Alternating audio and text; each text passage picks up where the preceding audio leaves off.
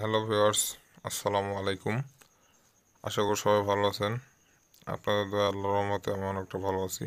তো ভিউয়ার্স, বড় মতো আজকে আমি আপনাদের মাঝে আবার একটি বশীকরণ ভিডিও নিয়ে আসলাম। তো দেখতে পাচ্ছেন স্ক্রিনে যে নকশাটি, থাম্বনেইল দেখে আপনারা বুঝে গেছেন যে এটি কী ধরনের বা এটি কী কী কাজে ব্যবহৃত হবে। তারপর আমি আপনাদেরকে বলে দিচ্ছি।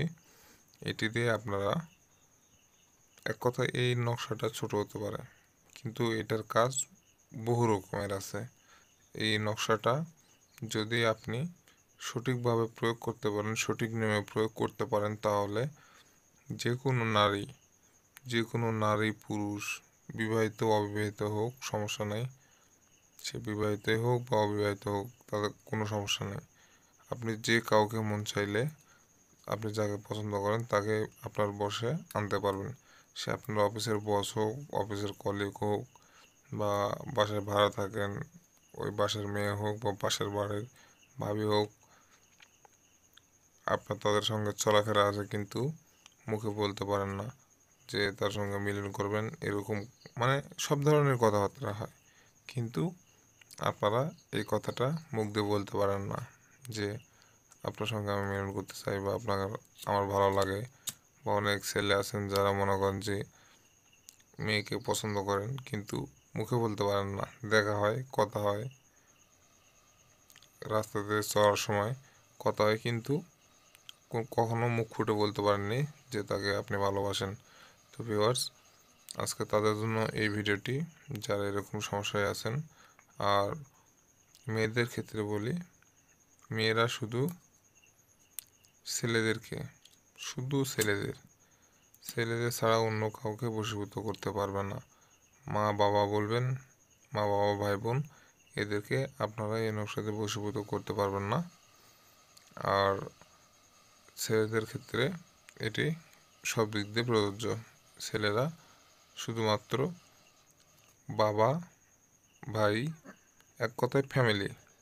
ছেলেরা ফ্যামিলি বাদ দিয়ে পরিবার, এক কথায় পরিবার, ছেলেরা পরিবার বাদ দিয়ে যে কোনো নারী পুরুষকে বশীভূত করতে পারে এই ছোট্ট একটি নকশার মাধ্যমে। তো ভিউয়ার্স, আমি আপনাদের সুবিধার জন্য আগে থেকেই এই নকশাটি অঙ্কন করে রেখেছি, যাতে পরবর্তীতে আপনাদের, যদি আমি এই নকশাটি অঙ্কন করে দেখে মানে সরাসরি অঙ্কন করে কীভাবে কাজ করবেন এটি দেখাতে যাই, তাহলে অনেক সময়ের ব্যাপার আছে, তো অনেক সময় লেগে যাবে। এই জন্য আমি আগে থেকে এটি অঙ্কন করে রেখেছি। তো দেখতে পাচ্ছেন স্ক্রিনের নকশা, এটির প্রয়োগবিধি আমি আপনাদেরকে ভিডিওর মধ্যে বলে দেব। আপনারা পুরো ভিডিওটা না টেনে না স্কিপ করে প্রথম থেকে শেষ পর্যন্ত দেখবেন। আর এখন আমার চ্যানেলের যারা নতুন দর্শক রয়েছেন তারা অবশ্যই আমার চ্যানেলটি সাবস্ক্রাইব করে দিবেন এবং পাশে থাকা বেল বাটনটি বাজিয়ে দিবেন, যাতে করে পরবর্তীতে আমার আপলোড করা ভিডিওগুলি আপনারা সবার আগে পেয়ে যান। ভিডিওটা যদি ভালো লেগে থাকে বা উপকৃত হয়ে থাকেন তাহলেই সাবস্ক্রাইব করবেন, ভালো না লাগলে সাবস্ক্রাইব করার দরকার নেই। আর অনেকেই বলেন ভাই এসব ভুয়া, তো যাদের মনে বিশ্বাস নাই তাদের এসব কাজ কখনোই হবে না। মনে বিশ্বাস না থাকলে, কোনো বিশ্বাস ভক্তি এসব যদি না থাকে, কখনোই কোনো কাজে সফল হওয়া যায় না। সেটা শুধু এই তন্ত্র মন্ত্রের ক্ষেত্রেই না, যে কোনো কাজ যান আপনি, মনে বিশ্বাস না থাকলে সেই কাজটা আপনি করতে পারবেন না। তো এখন কথা হচ্ছে এই নকশাটি কখন কিভাবে অঙ্কন করবেন, কিভাবে এটিতে কাজ করবেন। তো মেন পয়েন্ট আসা যাক, অনেক কথা বলে ফেলেছি, হয়তো মনে মনে গালাগালাজ করতেছেন যে এত কথা বলে কেউ। তো যাই হোক ভাই, অনেক কথা বলে ফেললাম, এখন কাজের কথায় আসা যাক। তো দেখতে পাচ্ছেন স্ক্রিনে দেওয়া নকশাটি, আপনাদের বোঝার সুবিধার্থে আগে অঙ্কন করে রেখেছি। প্রথমে আপনারা স্কেল টেনে একটি চারকোনা ঘর, এরকম চারকোনা ঘর তৈরি করে নেবেন। তার মধ্যে একটি ত্রিভুজ অঙ্কন করবেন। এই ত্রিভুজের মধ্যে আবার আরও একটা ত্রিভুজ অঙ্কন করবেন।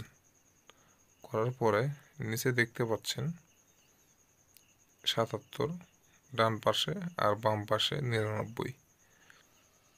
তো এইভাবে লিখবেন।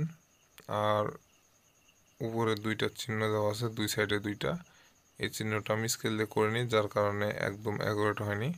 আপনারা স্কেল দিয়ে সুন্দর করে করবেন। তারপরে এই গোলাকার যে বৃত্তটা দেখতে পাচ্ছেন মাঝখানে, ত্রিভুজের মাঝখানে যে গোলাকার বৃত্তটা দেখতে পাচ্ছেন, এই জায়গায় এই ফোঁটাটা, যে আপনাদের মনে হয় সন্দেহ থাকতে পারে যে এটা কয়টা ফোঁটা দেব, এটার কোনো নির্দিষ্ট নাই যে 9টা বা 10টা ফোঁটা দিয়ে এটা তৈরি করতে হবে। আপনারা যতগুলো প্রয়োজন হয় ততগুলো দিয়েই করবেন, কিন্তু একটু ফাঁকা রাখতে হবে। একটু ফাঁকা রেখে আপনারা এই নকশা, মনে করেন যে গোলাকার বৃত্তটি অঙ্কন করবেন, তারপরে আপনারা এই 3 কোণায় 3টি লাভের মতো এই চিহ্নটি অঙ্কন করবেন। আর উপরে দেখতে পাচ্ছেন 18, 22, এটি লিখবেন। লিখে উপরে লেখা আছে তাহার নাম।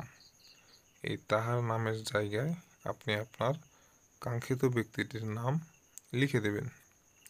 লিখে দিয়ে আপনাদের যা করণীয় তা হচ্ছে গিয়ে, আপনারা এটা একটা মোমবাতি জ্বালিয়ে নেবেন, বাজার থেকে মোমবাতি কিনে নেবেন, নিয়ে ঘড়ির কাঁটা যে দিক দিয়ে ঘোরে, ঘড়ির কাঁটা কিন্তু ডান দিক দিয়ে ঘোরে, ঠিক আছে? তো আপনারা কি করবেন, এই নকশাটি মোমবাতির উপর ডান দিক দিয়ে না ঘুরিয়ে বাম দিক দিয়ে ঘোরাবেন। বাম দিক দিয়ে 7 বার ঘোরাবেন। ঘুরিয়ে আপনার বালিশের নিচে, এক কথা আপনি যে রুমে শুয়ে থাকেন সবার চক্ষু আড়ালে আপনার বালিশের নিচে রেখে দিবেন।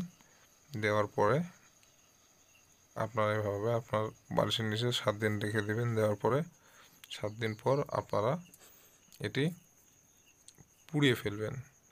এক কোণ থেকে পুড়িয়ে ফেলে একটি পাত্রে ছাইগুলো সংগ্রহ করবেন।